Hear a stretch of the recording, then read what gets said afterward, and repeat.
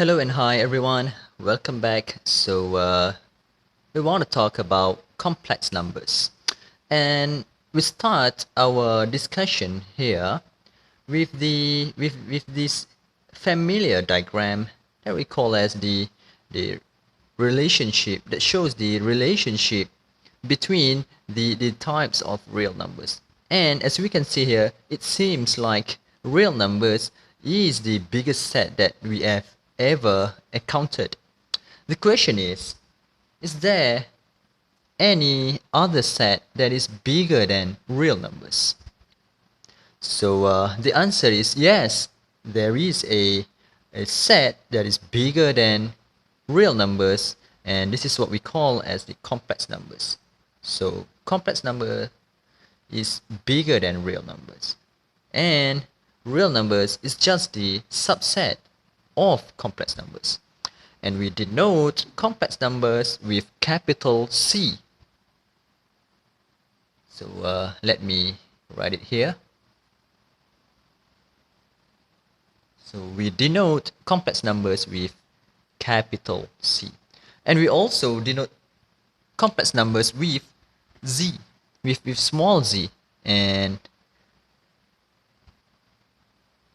let's recall that the capital Z is for integers and the small z is for complex numbers. So complex numbers takes the form of a plus bi or ib, where this a is what we call as the real part of the complex numbers. So a is the real part of the complex numbers, and b is what we call as the imaginary part of the number. So b is the imaginary part. So let me put it here. So for instance, let's say we have let's say these numbers. We have 5 plus 4i. We have 2 plus 3i, for instance.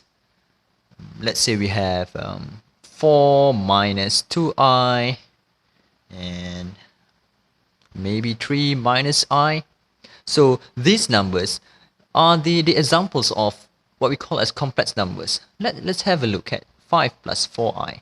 So for this number, 5 is what we call as the real part of the complex number, and 4, the positive 4, is the imaginary part of the complex number. And this one, 2, is the real part of the complex number, and positive 3 is the imaginary part of the complex number. Let's have a look at the third example here. So positive 4 is the real part, and negative 2. Negative 2 is the imaginary part of the complex number. And this one, we can look at this like, it should be like 4 plus negative 2i. So that's why b is equal to negative 2. And it goes the same with the fourth example here. So we have 3 is for the real part, and this one, imaginary part, it should be negative 1. Negative 1. Because this one is like this. 3 plus negative 1i. So b is equal to, or the imaginary part is equal to negative 1. So let's discuss it further. Let's say we have b is equal to 0. What happens if we have b is equal to 0? So when this happen, we should get, now we have the form of z, or our complex number, is just equal to a plus 0i, where 0 times with any number is just 0. Therefore z is just equal to a, or just take the real part of the number. So for instance, let me change the color of our marker first.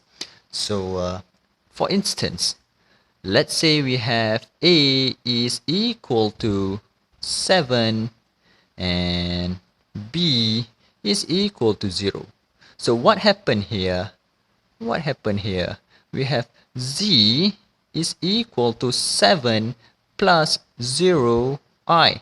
So now z is just equal to 7, and as we know before, 7 is just the real number. So when b is equal to 0, our complex number is just the same as the real number. So this one helps us in clarifying the relationship between complex numbers and also real numbers.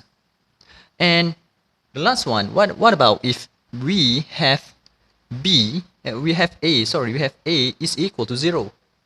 The second situation is it may be a that is equal to 0. So what happened here is just z is equal to 0 plus bi, or this is also equal to bi. So what does it mean? It means that the real part is equal to 0, and the number left is the part that left is for imaginary part only. So for instance, we have, let's say, a equal to 0, and b, let's say we have 4.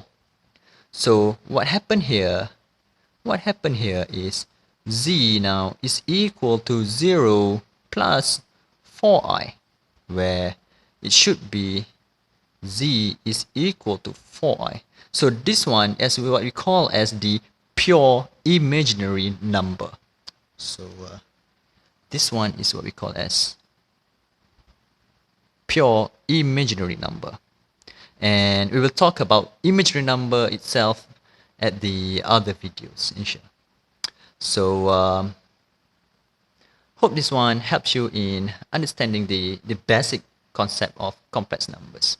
So till next time, bye bye.